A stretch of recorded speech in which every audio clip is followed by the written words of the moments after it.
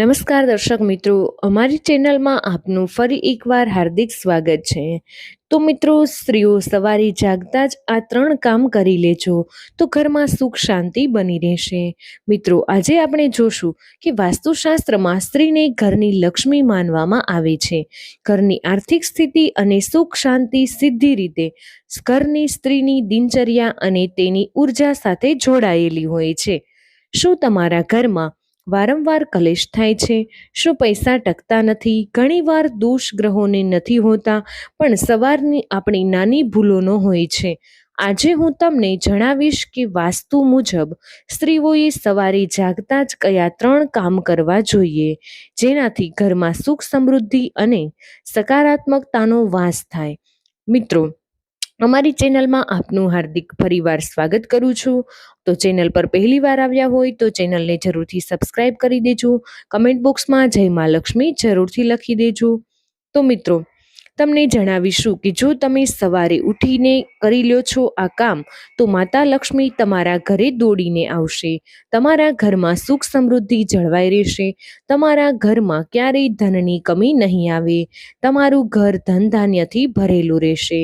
ગરીબી હંમેશા માટે દૂર થઈ જશે.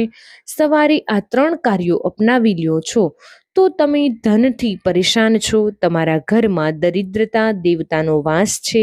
વાસ્તુશાસ્ત્રમાં પૃથ્વી તત્વનું ખૂબ મહત્વ છે. આપણે આખી રાત પલંગ પર ઊંઘીએ છીએ ત્યારે આપણું શરીર એક અલગ ઉર્જામાં હોય છે.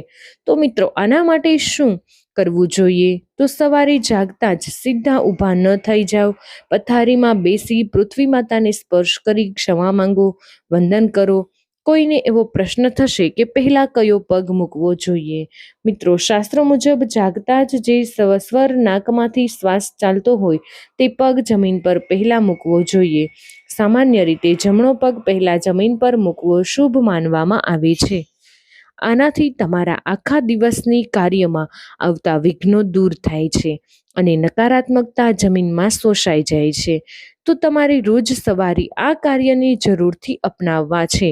તો તમારે વિડીયોને અંત સુધી બન્યા રહેવું જોઈએ. ચેનલને જરૂરથી સબસ્ક્રાઇબ કરી દેજો. તો આપણે હવે આગળ વાત કરીએ. તો મિત્રો, કમેન્ટ બોક્સમાં ઓમ નમઃ શિવાય પણ જરૂરથી લખી દેજો અને વિડીયોને લાઈક કરી દેજો. તો સવારે ઉઠી આપણે શું કરવું જોઈએ અને શું ન કરવું જોઈએ? ઝાડુ ક્યારે લગાવવું જોઈએ? 3 કાર્ય કરવા પહેલા જોઈએ આપણે કરવાના છે, એ બધું જ તમને આ જાણકારી વિડીયોમાં જાણવા મળશે. તો મિત્રો, એક ખાસ વાત યાદ રાખજો, ઘરનો મુખ્ય દરવાજો એ લક્ષ્મીજીના આગમનનો માર્ગ છે. હંમેશા ઉંબરાની સફાઈ કરવી ખૂબ જ જરૂરી છે. હંમેશા જાગ્યા પછી ઘરની સ્ત્રીએ સૌપ્રથમ મુખ્ય દ્વાર ખોલવો જોઈએ. વાસ્તુશાસ્ત્ર મુજબ સવારે ઉંબરા પર થોડું પાણી છાંટવું. આનાથી રાત્રિ દરમિયાન જમા થયેલી નકારાત્મક ઉર્જા ઘરની બહાર જતી રહે છે. ક્યારેય લોકોના મનમાં એવું પણ થતું હશે કે આ શા માટે જરૂરી છે? તો જે ઘરનો મુખ્ય દ્વાર સવારે જલ્દી ખુલે છે, સાફ રહે છે, ત્યાં દેવી લક્ષ્મી કાયમી નિવાસ કરે છે. શક્ય હોય તો ઉંબરા પર કુમકુમથી સાથીઓ કરવો ખૂબ જ શુભ અને સારું ગણવામાં આવે છે. આ કરવાથી ઘરની આર્થિક તંગી દૂર થાય છે. જેમ આપણે કર્મ કરીએ છીએ તે જ પ્રમાણે આપણા ઘરની તરક્કી નક્કી થાય છે. ઘરમાં સુખ સમૃદ્ધિ આવે છે. આટલા માટે આપણે સારા કર્મ કરવા જોઈએ. સૌથી પહેલું કાર્ય, આપણે સવારે વહેલા ઉઠી જવું જોઈએ. તો તમે લોકો સૂર્યોદય પહેલા ઉઠી જજો અને બ્રહ્મ મુહૂર્તમાં ઉઠવું તો વધુ સારું હોય છે. 5 થી 6 વાગ્યાની વચ્ચે તમારે ઉઠી જવું જોઈએ. તમે લોકો હંમેશા સૂર્યોદય પહેલા જ ઉઠજો. સૂર્યોદય પહેલા તમે ઉઠશો તો તમારું ઘરનું કાર્ય પણ ટાઈમસર થઈ જશે.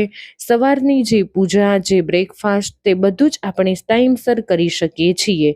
સવારે વહેલા ઉઠવાની આદત નથી તો અલાર્મ લગાવીને સૂઈ જાઓ. મિત્રો, તમે ક્યારેય વિચાર્યું છે કે અમુક ઘરોમાં હંમેશા સુખ શાંતિ કેમ હોય છે? અમુક ઘરોમાં સતત મહેનત કરવા છતાં આર્થિક તંગી અને કલેશ રહે છે. વાસ્તુશાસ્ત્ર કહે છે કે તેનું મુખ્ય કારણ છે ઘરની સ્ત્રીની સવારની શરૂઆત કેવી અને કઈ રીતના હોય છે. સ્ત્રી ઘરની ઉર્જાનો સ્ત્રોત છે. આજે હું તમને એવા 3 શક્તિશાળી વસ્તુના નિયમો જણાવીશ. જો ઘરની સ્ત્રી જાગતાની સાથે જ કરે છે તો એ ઘર પર દેવી લક્ષ્મીની અસીમ કૃપા ઉતરે છે. આ કોઈ અંધશ્રદ્ધા નથી, પણ ઉર્જા વિજ્ઞાન છે. તો ચાલો જાણીએ તે કયા 3 કામ છે. 2-4 દિવસ તમે ટાઈમ પર ઉઠશો તો જેમ ટાઈમ બની જશે આ સમયે નીંદ પણ ખુલી જશે. સૌથી પહેલું કાર્ય કરવાનું છે જે આપણે સવારે વહેલા ઉઠવાનું, અને ઉઠ્યા પછી ડાયરેક્ટ તમે પથારીમાંથી નીચે ન આવશો. થોડી વાર તમે પથારી પર બેસીને તમારા હાથના દર્શન કરજો. કરાગ્રે વસતે લક્ષ્મી, કર મધ્યે સરસ્વતી, કરમૂલે તું ગોવિંદ, પ્રભાતે કર દર્શનમ. આ જ મંત્રના ઉચ્ચારણ સાથે આપણે આપણા હાથનું દર્શન કરવાનું છે. પછી આ મંત્રના ઉચ્ચારણ પછી તમારે તમારા હાથોથી ધરતીને સ્પર્શ કરવાનો છે, તમારા માથા પર લગાવી લેવાનું છે. તમારા મનમાં આ બોલવાનું છે કે મારો દિવસ સારો જાય. પછી આના પછી તમારે શું કરવાનું છે, તો જે પોતાની પથારી હોય છે તેને ઉઠાવી લેવાની છે.